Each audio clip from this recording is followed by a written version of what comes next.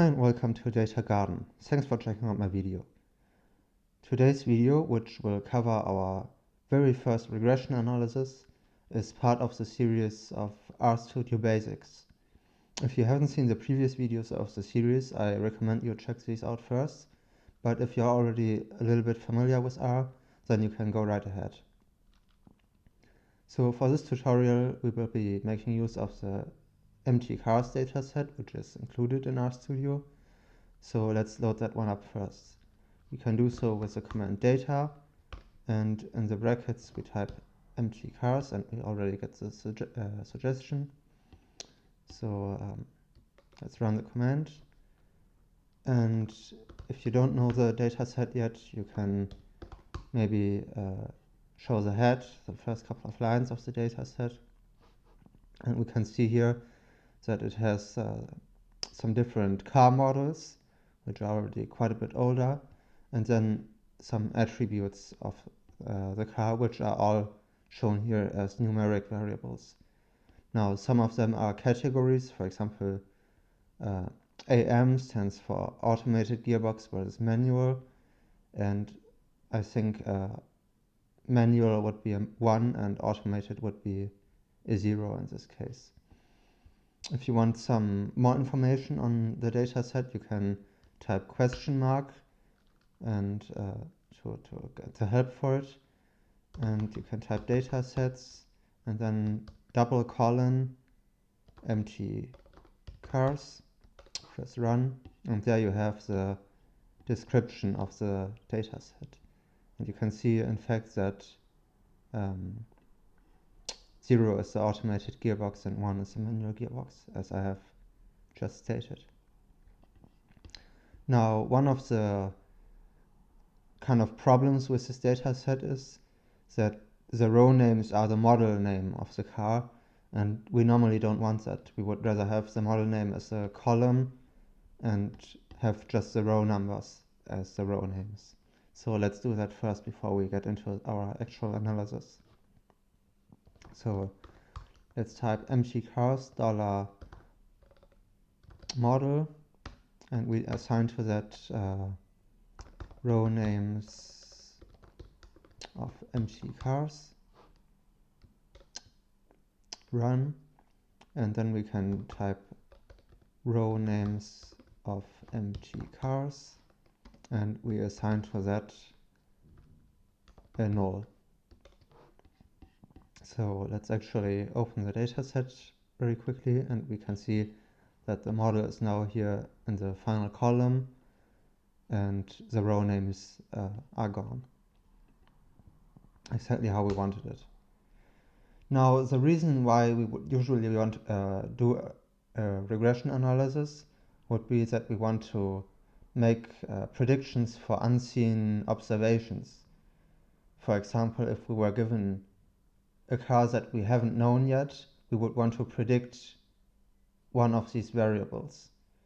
Now, the textbook example is that we would predict the fuel consumptions in miles per gallon, but I think what's maybe a bit more fun is to predict the time for a quarter of a mile sprint, which is what we're going to do in this tutorial. And of course then we have 32 cars given here, but what if we would get a new model of a car that is not in this data set? Then ideally we could use our regression analysis to estimate the time for the quarter mile sprint without actually trying it. So of course we cannot really do this because we only have these couple of observations that we have here, but what we can do, and what you should always do when you do a regression analysis, is to split the data set into two parts. One which you use to train the model, and one which you use to make predictions and compare them to the actual values. And it's important that you don't make predictions on the same observations with which you have trained the model, because then it's very easy. Because if the model has already seen these observations, then you cannot know how well the model actually performs on observations which haven't been seen yet, which is really the goal of regression analysis. So the first thing we have to do is define a training data set and a test data set. So we type training and we assign to that part of the mtcars data set. So we type mtcars, and in the square brackets we define a vector of, let's say, the rows 1 and type colon, and in this case we want the first 22 rows to be for the training and the final 10 for the testing, which is kind of arbitrarily chosen, and there are some more elegant ways to do this and more sophisticated, but we will get to that in a later tutorial. And I think for the purpose of this very first regression analysis, doing a split like this is good enough. So after you have defined the vector, you have to type a comma so that you get all of the columns of the data set. So as you can see, we have defined a training data set, and then we have to define a testing data set which contains all of the observations that are not in training. So that would be like assign to the name testing mtcars, and in the square brackets you could either type well, let's do it like this, define a vector, and that would be set 23 to n row mtcars, and don't forget the comma after the vector once again. So there we see we have defined two new objects. One is called training and has 22 observations, and the other is called testing and it has 10 observations. Now, because the data set is already pretty much prepared, like all the variables have numeric format and there are no missing values, we can get right into the regression analysis. And how we do it is we use the command lm. So let's just type lm, which stands for linear model. And the first thing we can do is define the formula. So in this case, we want to predict the time for the quarter mile sprint, which the variable is called qsec. And then we use this tilde or swung dash sign that we already knew, for example, from the aggregate command. And then we write on the right side of this swung dash all of the variables that we want to use to predict. Now, what I propose is that for first tests, we enter all of the variables that we think could possibly have an impact. So that would be mpg, and then we type plus, and then sil plus disp plus hp plus drat plus wt. Now we can of course not enter the qsec there because we don't want to predict the variable with the variable. So then plus vs plus am plus beer plus carb. And then we type comma, and then data equals training. And then let's run this command, and we get a little bit of an output with the coefficients, with the regression coefficients. Now, what you can also do, and what you should do, is save your regression as an R object and into your environment, and you can do that just by assigning a name to it. In this case, we will call it model1, and we assign it this code. And then you can get some more detailed information by using the summary command on your object model1. oops, model 1 like this, not model 11. And there we see the estimates, we see the standard errors, the t-values, and the p-values. And as you can see, we have very high p-values here. So it means that most of our variables that we have included here do not really have a significant impact on the quarter-mile sprint time. We can also see here the multiple R squared and the adjusted R squared and the complete p-value and f statistic. And we can see that maybe we have a few too many variables included here. But for now, we will just leave it at that. And the next thing that we want to do is, of course, do our so-called backtesting and use this model to make predictions in our test data set. So what we do is we take the testing data set and we add a new column with the $ command, and we call it predicted, and we assign to that the command predict, and in brackets we type first the model, which is model 1, and then after the comma we specify the test data set, which is of course called testing.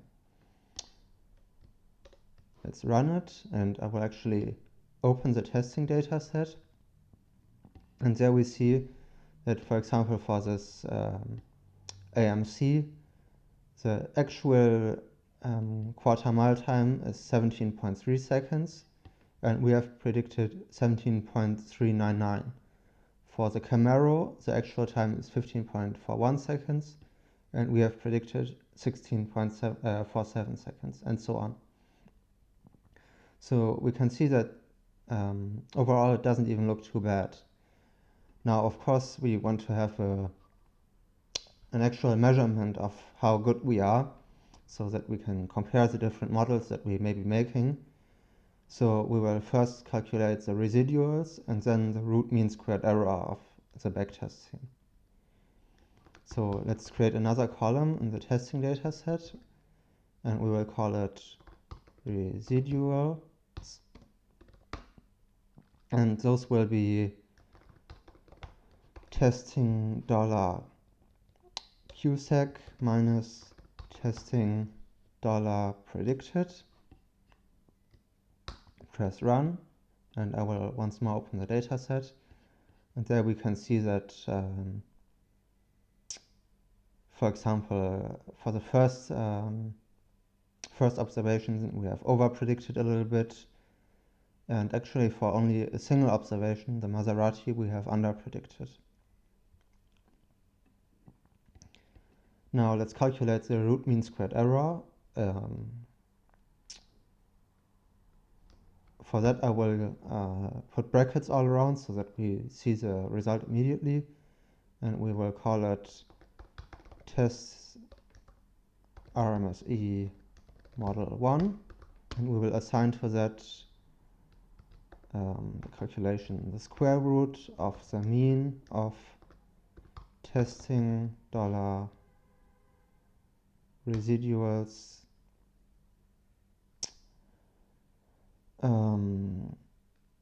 and the square of that, like this, and we can see that it's 1.1.